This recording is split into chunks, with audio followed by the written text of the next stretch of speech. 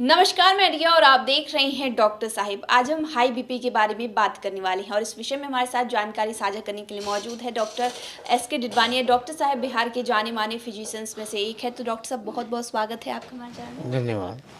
High BP ये सबको परेशान करती है। कभी देखा जाता है कि इसकी वजह से हार्ट की बीमारियों पर भी असर पड़ता है। कई बीमारियां ऐसी हैं जो बढ़ा सकता है।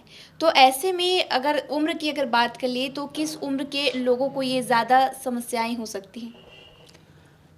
प्रायः हाई बीपी तो यूजुअली एडल्ट में ही होती है, दैट इज़ अगेन 40s के ऊपर प्रायः।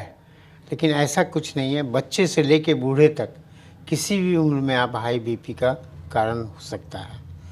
अब सवाल ये है कि उसका क्या कारण हो सकता है, डिपेंड उसी पर करता है। जैसे हम लोग हाई बीपी माने हाइपरटेंशन, आम भाषा माने मेडिकल टर्म में इसके जो कारण होते हैं, जैसे एक प्राइमरी होता है, एक सेकेंडरी होता है। यूजुअली हम लोग प्राइमरी हाइपरटेंशन ऑलवेज बात करते हैं, जितना एडल्ट्स में होता है ये होता है, वो सब प्राइमरी होता है। इसके अलावे जो बच्चों में होता है खासकर, या और बहुतों में यंग एडल्ट्स में 20, 22, 24, 25, 30, 40, 30, 35 तक, ये सेकेंडरी हाइपरटेंशन होता है जिसमें कोई कारण होता है। उस कारण को हमें पता करना होता है।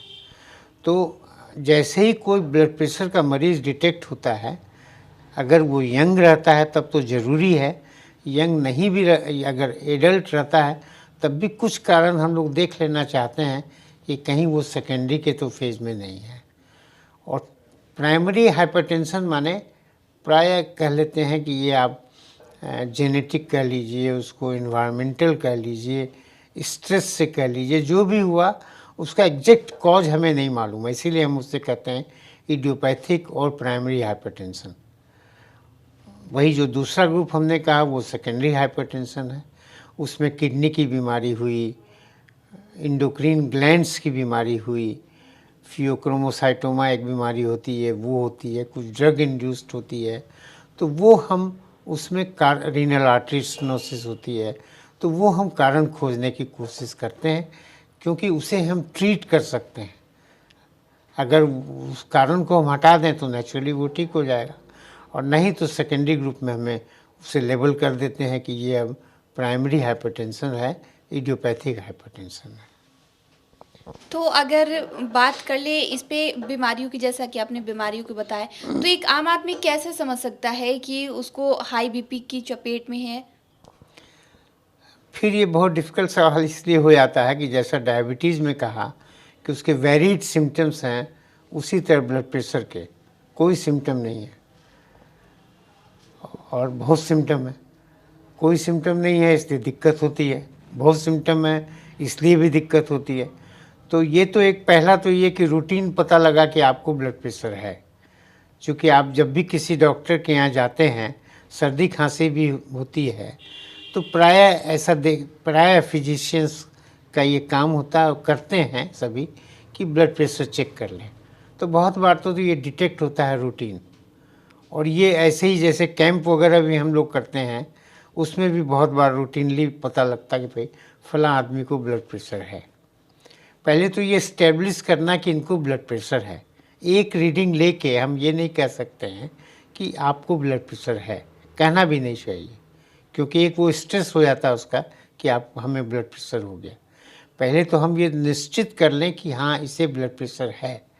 3-4 रीडिंग, और बहुत से कारण हैं, वाइट कॉलर ब्लड प्रेशर कि आप क्लिनिक में आए, जैसे ही आपको देखे ब्लड प्रेशर है, घर में जाके आपको ब्लड प्रेशर देखे तो नॉर्मल है। तो उस सब बातों को अलग करते हुए जब हम ये निश्चित कर लें कि ये ब्लड प्रेशर है, तभी हम उस मरीज़ को लेबल करते हैं कि भाई आपको ब्लड प्रेशर है। यूजुअल जो फीचर्स इसमें मिलते हैं वो again headache, mainly headache, frontal headaches माने सामने की तरफ हेडेक, कभी कभी बैक की तरफ भी headache, nausea, at times vomiting, थकान, चक्कर, वर्टाइगो, माने बहुत सारे सिम्टम हैं, आँखों से धुंधला दिखना कभी। तो ये कई जितने भी ये सिम्टम हैं, तो हमने कहा कि ज़्यादातर तो रूटीन आपको पता लगता है कि ये ब्लड प्रेशर है। और नहीं तो ये सिम्टम जितने भी हों, इसके अलावे सांस फूलने लगे, हंफनी होने लगे, छाती में दर्द होने लगे, क्योंकि ये इतने सिस्टम को इन्वॉल्व करता है कि हर के सिम्टम अलग अलग होने लगते हैं। तो जहाँ हमें थोड़ा भी शक हो, खासकर हार्ट पर इसका ज़्यादा असर होता है, प्लस दिमाग पर, चूँकि ये ब्रेन को भी इफ़ेक्ट करता है, ये हार्ट को भी इफ़ेक्ट करता है, ये किडनीज़ को भी इफ़ेक्ट करता है, ये आइज़ को भी इफ़ेक्ट करता है। ये मेन 4-5 जगह जो करता है, उसके जो भी सिम्टम हो, जैसे ही हो तो हमें ब्लड प्रेशर का अंदाज़ा पहले लगा लेना चाहिए कि ब्लड प्रेशर फलां का ठीक है या नहीं है।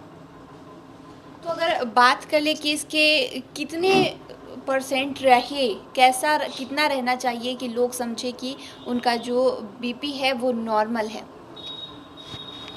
ये फिर इसमें ये कहेंगे कि इसमें इतना वेरिएशंस है, कितनी रिपोर्ट्स आते रहती है, कुछ ने कहा कि ये नॉर्मल है, कुछ ने कहा ये नॉर्मल है, कुछ नहीं।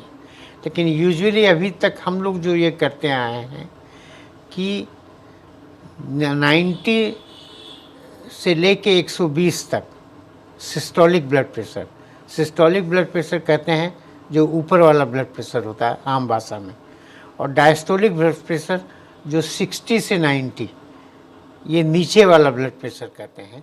दोनों का अलग अलग कारण होता है, लेकिन एक रेंज यही है।